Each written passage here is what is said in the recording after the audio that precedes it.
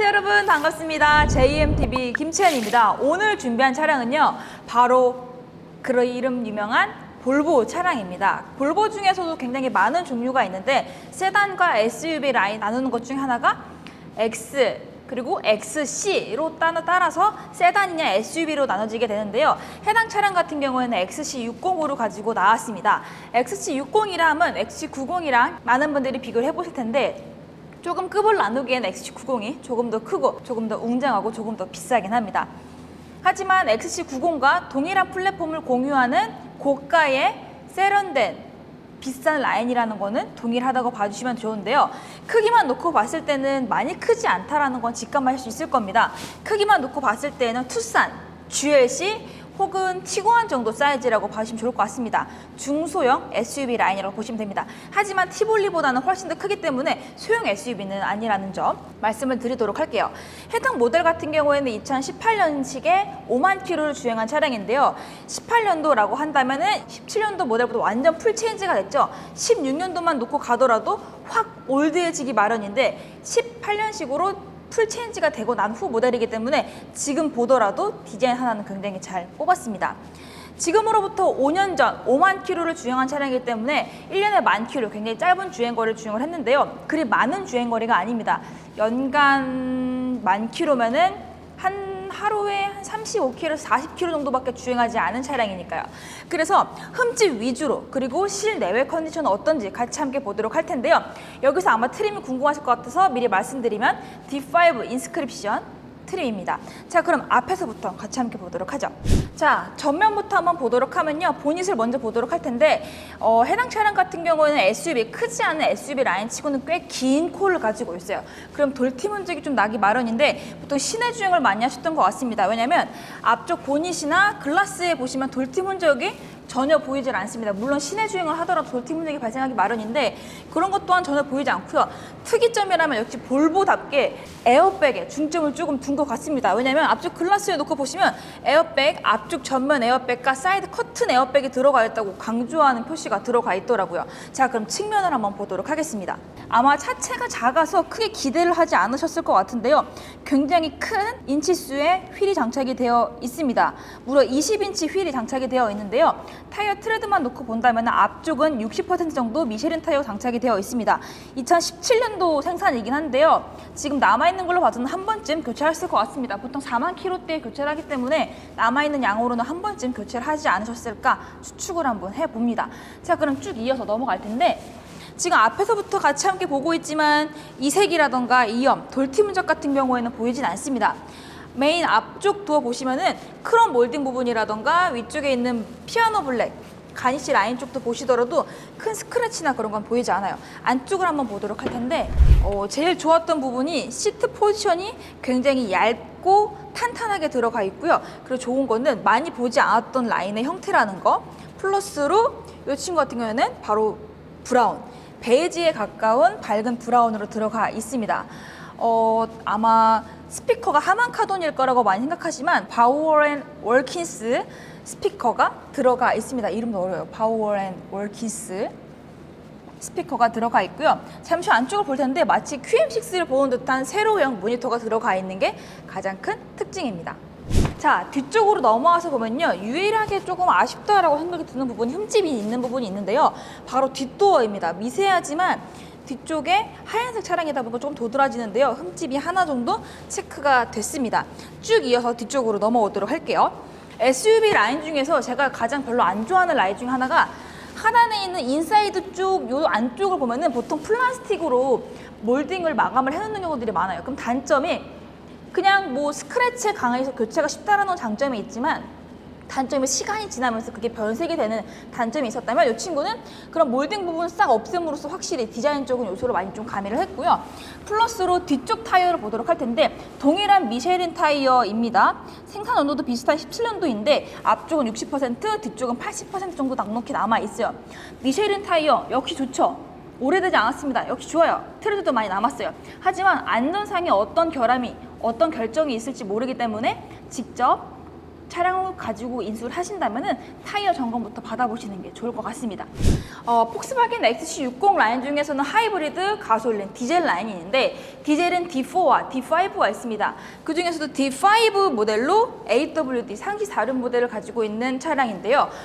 일단 XC60 같은 경우는 기본적으로 모두 다 사륜을 가지고 있는 차량이기 때문에 무엇을 선택을 하시든 안정성만큼은 보장받으실 수 있을 겁니다. 한번 열어보도록 할게요. 우선 전동 트렁크가 들어가 있고요. 트렁크 안쪽 내부를 보도록 하겠습니다.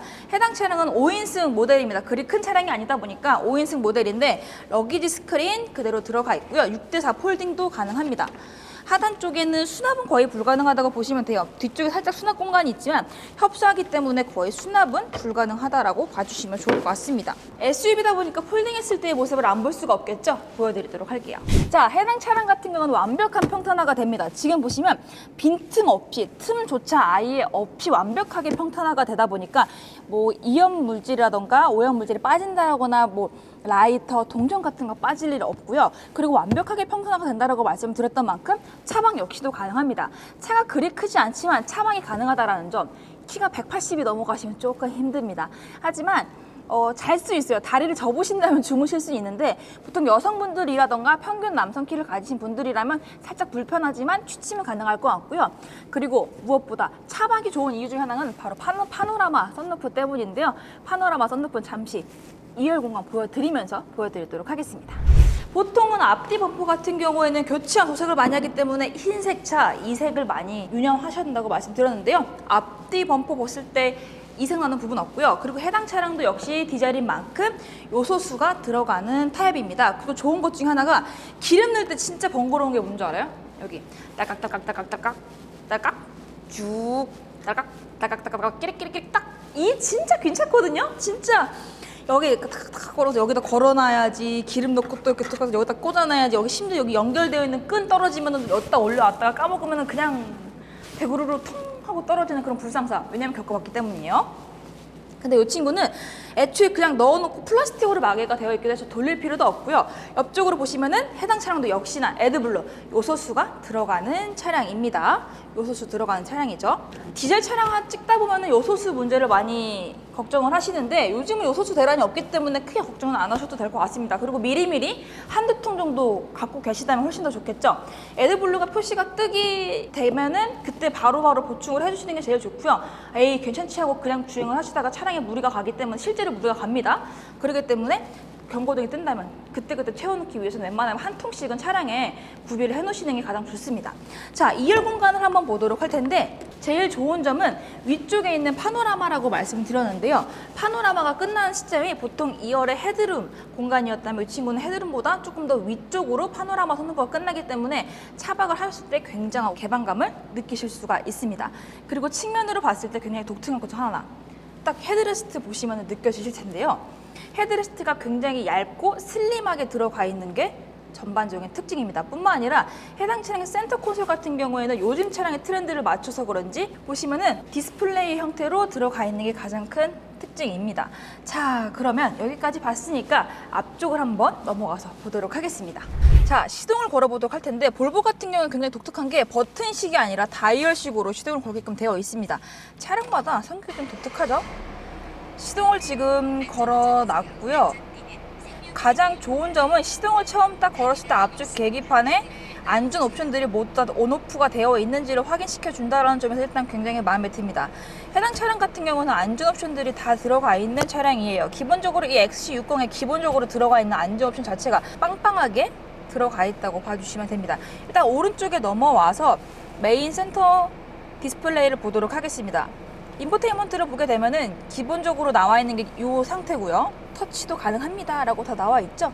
보시면 넘기시게 되면은 뭐 HUD 조정이라던가 혹은 와이퍼, 조수석, 가드 해제 뭐 모두 다 조절하실 수가 있는데 약간 많이 보시면은 테슬라에서 설정을 했었던 것처럼 앞쪽에서 모든 거를 다 조절을 할 수 있게끔 되어 있습니다. 아래로 또 내리면 제일 좋은 점이 이거예요. 보통은 설정, 자동차에 들어가야 했다면 이 친구는 아래로 내리면 되는데요. 충돌 회피 보조 장치, 코너링 조명, 그러니까 어댑티브 램프죠. 그다음에 스마트 크루즈 컨트롤, 안전 사각지대 모두 다 들어가 있습니다. 옵션적인 면에서 부족한 부분이 없기 때문에 가장 유용하게 사용하실 수가 있을 것 같습니다. 지금 모두 다 들어가 있는 거 보이시죠? 크루즈 컨트롤뿐만 아니라 스마트 크루즈 컨트롤까지도 들어가 있는 차량이에요. 긴급 제동까지 들어가 있어서 역시 안전한 볼보. 그리고 볼보 긴급 제동 정말 최고인 거 아시죠? 그 면에서는 안전 면에서 가장 좋기도 하고, 보통 디자인을 많이 포기하셨다면 해당 차량은 디자인까지 챙긴 차량이라고 보시면 좋을 것 같습니다. 아래쪽으로 한번 내려와서 보도록 할 텐데요. 저는 이 볼보 차량이 아이가 있는 분들이 타면 좋겠다 생각했던 게 컵홀더가 굉장히 여러 개예요. 수납할 수 있는 부분이 여러 개이기 때문에 아이들 물, 뭐 음료수, 내가 마실 커피 등 보관을 하기에도 좋고요. 깔끔하게 이렇게 싹 가려놓으면 또 굉장히 또 깔끔하게도 없어지죠. 일단 그리고 키도 한번 보시면요, 이 차 컬러에 맞춰서 나왔습니다.